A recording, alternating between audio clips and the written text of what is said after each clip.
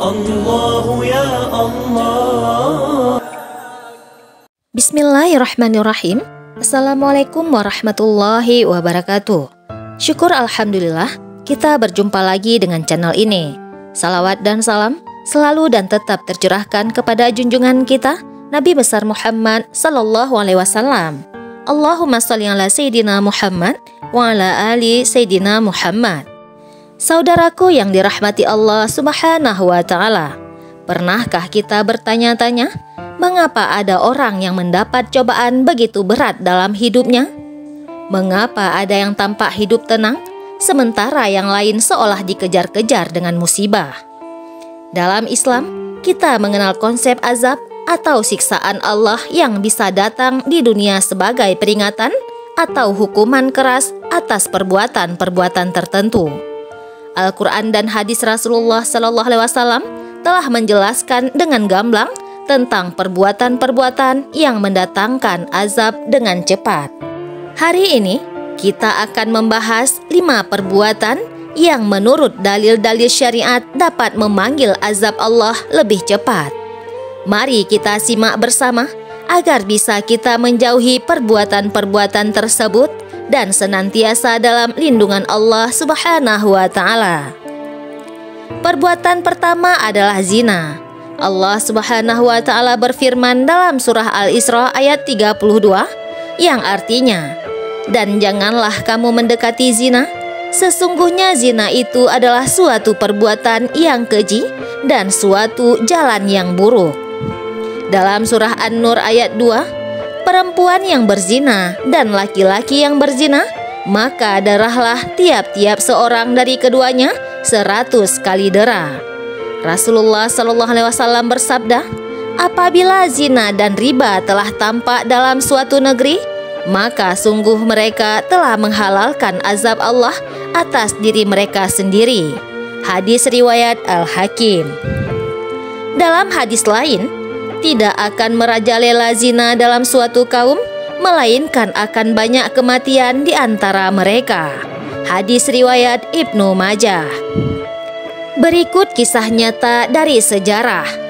Imam Ibnu Katsir dalam Al-Bidayah wan Nihayah menceritakan tentang seorang pemuda kaya di Damaskus pada masa dinasti Umayyah yang terkenal dengan perilaku zinanya. Ia sering mengumbar nafsu dan menggoda wanita-wanita yang sudah bersuami. Ketika para ulama dan orang-orang salih menegurnya, ia malah semakin sombong dan berkata, "Kalau Allah murka, mengapa aku masih kaya dan sehat?" Tidak lama kemudian, pemuda itu terkena penyakit aneh yang membuat tubuhnya membusuk secara perlahan. Penyakitnya dimulai dari bagian yang ia gunakan untuk berbuat zina. Para tabib tidak bisa menyembuhkannya, hartanya habis untuk pengobatan, dan akhirnya ia meninggal dalam keadaan hina dina. Imam Ibnu Qayyim Al-Jauziyah berkata, zina adalah dosa yang sangat cepat mendatangkan azab di dunia, karena ia merusak kehormatan, keturunan, dan tatanan masyarakat yang Allah tetapkan. Perbuatan kedua adalah durhaka kepada kedua orang tua. Allah Subhanahu wa ta'ala berfirman dalam surah Al-Isra ayat 23, "Dan Tuhanmu telah memerintahkan supaya kamu jangan menyembah selain Dia, dan hendaklah kamu berbuat baik pada ibu bapakmu dengan sebaik-baiknya." Dalam surah Luqman ayat 14, "Dan kami perintahkan kepada manusia berbuat baik kepada 2 orang ibu bapaknya."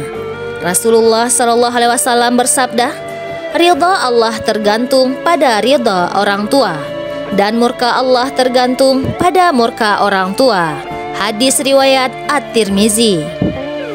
Dalam hadis lain, 3 dosa yang akan disegerakan balasannya di dunia: berbuat durhaka kepada orang tua, berbuat zalim, dan memutuskan silaturahmi. Hadis riwayat Al-Hakim. Kisah nyata dari sejarah. Imam Al-Ghazali dalam kitabnya Ihya Ulumuddin menceritakan sebuah kisah tentang seorang saudagar di Kufah yang sangat sukses dalam perdagangannya. Namun, Ketika orang tuanya sudah tua dan membutuhkan perhatian, ia malah mengabaikan mereka dan bahkan membentak ketika diminta bantuan. Suatu hari, ayahnya yang sudah uzur berkata, "Anakku, aku dulu menggendongmu ketika kecil. Mengapa sekarang kau tak mau menolongku yang sudah lemah ini?" Anak durhaka itu malah menjawab, "Pak, saya sudah sibuk dengan urusan saya sendiri." Sang ayah yang terluka hatinya berdoa sambil menangis, "Ya Allah, anakku telah durhaka kepadaku. Tunjukkanlah kepadanya akibat dari perbuatannya."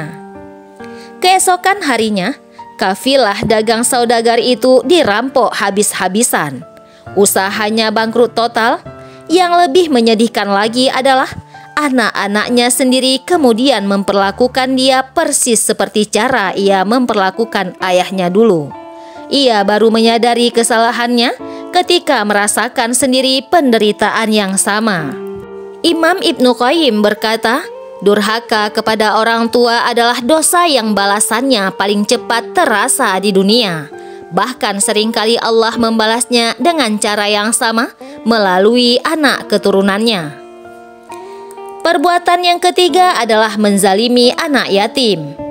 Allah Subhanahu wa Ta'ala berfirman dalam surah An-Nisa ayat 10, "Sesungguhnya orang-orang yang memakan harta anak yatim secara zalim, sebenarnya mereka itu menelan api dalam perutnya, dan mereka akan masuk ke dalam api yang menyala-nyala."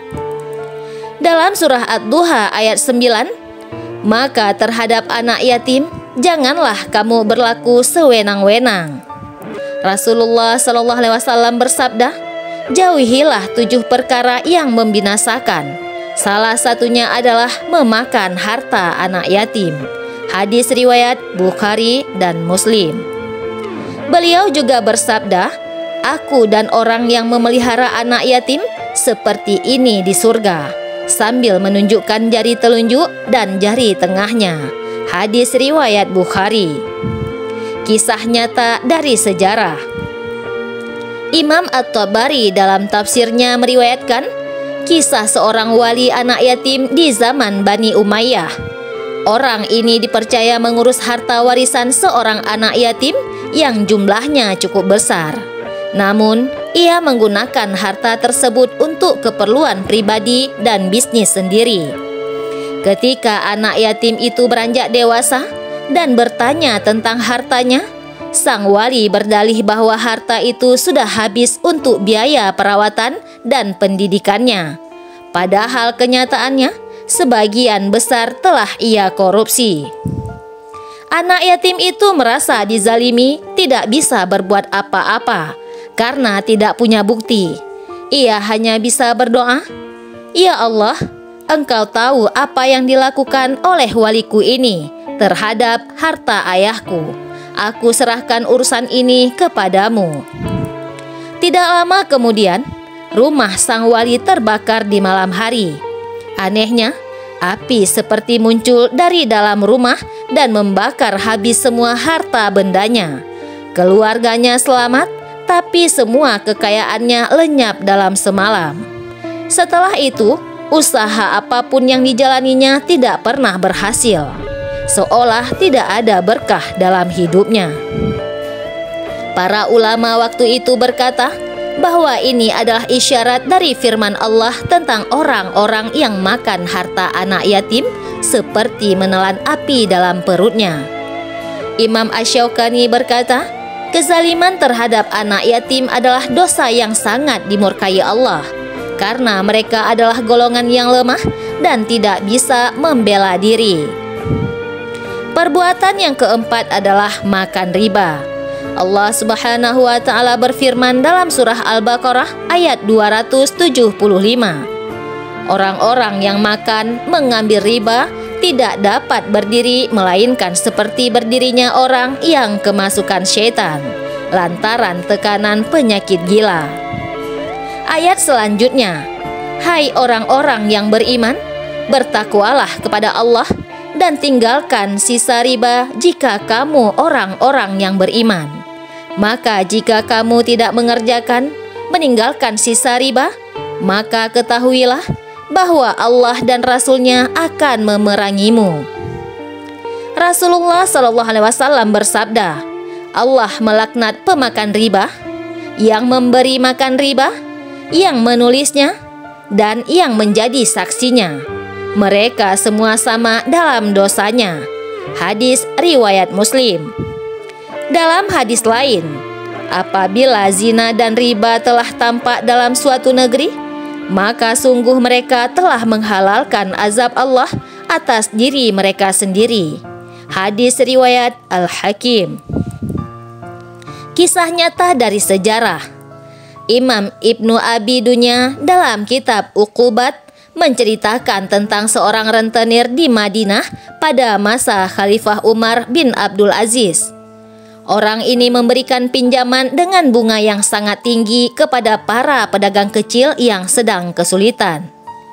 Banyak keluarga miskin yang terjerat hutang riba hingga harus menjual rumah dan tanah mereka. Ketika Khalifah mengetahui praktik ini, ia menegur dan melarangnya. Tetapi rentenir itu tetap melanjutkan praktiknya secara sembunyi-sembunyi dengan dalih membantu orang yang kesulitan. Suatu malam, rentenir itu bermimpi buruk. Ia melihat dirinya dikejar-kejar oleh api yang menyala-nyala dan ada suara yang berkata, "Rasakan akibat memakan riba." Ia terbangun dengan tubuh berkeringat dingin dan merasakan panas yang sangat luar biasa di perutnya. Sejak saat itu, ia selalu merasakan panas dan perih di perut, terutama setelah makan. Penyakitnya tidak kunjung sembuh meski sudah diobati berbagai tabib. Yang anehnya, setiap kali ia menghitung keuntungan riba, perutnya semakin perih. Akhirnya ia meninggal dalam keadaan menderita, dan semua hartanya habis untuk biaya pengobatan. Imam An-Nawawi berkata, riba adalah dosa besar yang azabnya bisa dirasakan di dunia berupa hilangnya keberkahan harta, datangnya berbagai penyakit, dan murka Allah Subhanahu wa Ta'ala. Perbuatan yang kelima adalah memutuskan silaturahmi. Allah Subhanahu wa Ta'ala berfirman dalam surah Muhammad ayat 22 sampai 23. Maka apakah kiranya jika kamu berkuasa, kamu akan membuat kerusakan di muka bumi dan memutuskan hubungan kekeluargaan? Mereka itulah orang-orang yang dilaknati Allah dan ditulikannya telinga mereka dan dibutakannya penglihatan mereka. Dalam surah Ar-Ra'd ayat 25. Dan orang-orang yang memutuskan apa yang diperintahkan Allah untuk disambungkan dan membuat kerusakan di muka bumi, mereka itulah orang-orang yang memperoleh laknat dan bagi mereka tempat kediaman yang buruk. Rasulullah SAW bersabda, tidak akan masuk surga orang yang memutuskan silaturahmi. Hadis riwayat Bukhari dan Muslim. Beliau juga bersabda, barang siapa yang ingin dilapangkan rezekinya dan dipanjangkan umurnya, maka hendaklah ia menyambung silaturahmi. Hadis riwayat Bukhari dan Muslim. Kisah nyata dari sejarah.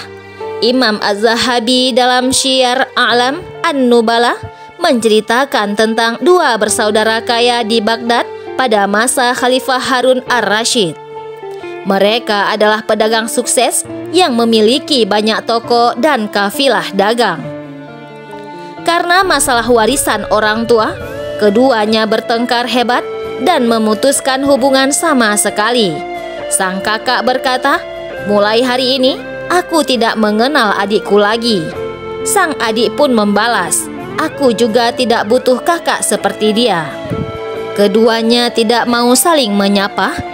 Bahkan ketika bertemu di pasar, mereka juga melarang anak-anak mereka bergaul dengan sepupu-sepupunya. Keluarga besar yang dulunya harmonis menjadi terpecah belah. Dalam waktu singkat, usaha keduanya mulai mengalami kemunduran. Kafilah dagang kakak dirampok, tokonya kebakaran, dan banyak pelanggan yang lari. Adiknya juga mengalami nasib yang serupa. Hutang menumpuk, barang dagangannya rusak karena banjir, dan ia jatuh sakit berkepanjangan. Yang lebih menyedihkan lagi adalah anak-anak mereka juga mulai meniru sikap orang tuanya. Anak si kakak bermusuhan dengan ayahnya sendiri, begitu juga anak si adik. Keluarga yang dulunya bahagia menjadi hancur berantakan. Akhirnya, seorang ulama mendamaikan keduanya dengan mengingatkan hadis Rasulullah SAW. Ketika mereka berdamai dan menyambung kembali silaturahmi, secara berangsur kehidupan mereka mulai membaik. Imam Ibnu Taimiyah berkata, memutus silaturahmi adalah dosa yang cepat mendatangkan azab berupa hilangnya keberkahan dalam hidup, kesulitan rezeki, dan perpecahan dalam keluarga. Saudaraku yang Allah muliakan, kelima perbuatan yang telah kita bahas ini adalah sebagian dari dosa-dosa besar yang azabnya bisa cepat turun di dunia. Yang pertama, zina, merusak kehormatan dan tatanan masyarakat. 2. Durhaka kepada orang tua, karena Allah mengaitkan ridhonya dengan ridho mereka. Ketiga, menzalimi anak yatim, karena mereka adalah hamba Allah yang lemah. 4. Memakan riba, karena Allah dan Rasul-Nya memerangi pelakunya. Dan yang kelima adalah memutus silaturahmi, karena Allah memerintahkan untuk menyambung apa yang diperintahkannya. Ingatlah wahai saudaraku, azab di dunia sebenarnya adalah rahmat Allah agar kita segera bertobat sebelum terlambat.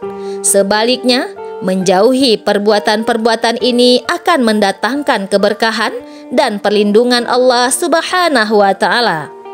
Mari sama-sama kita introspeksi diri, perbanyak istighfar, dan bertobat nasuha dari segala dosa kita. Semoga Allah senantiasa melindungi kita dari azabnya dan memberikan taufik untuk selalu berada di jalan yang diridhoinya. Wallahu a'lam bishawab. Barakallahu fikum. Wassalamualaikum warahmatullahi wabarakatuh.